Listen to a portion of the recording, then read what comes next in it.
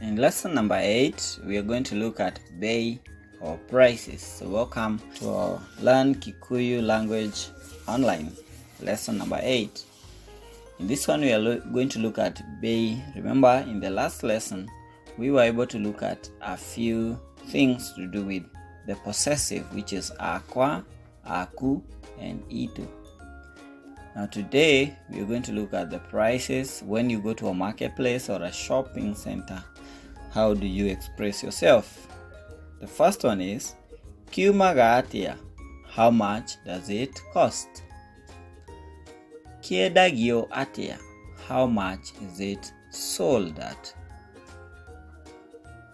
Waguraku. That is just to ask somebody, where have you bought it from? Waguraku. The other one is eha mwedia. Where is the seller? That is the shopkeeper or the person selling or the store keep owner. Neagurire kiheo. That is he or she bought me a gift. De dukaine. That means I'm at the shop.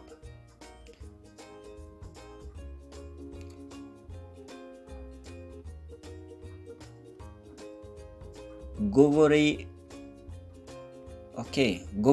ke gyoka.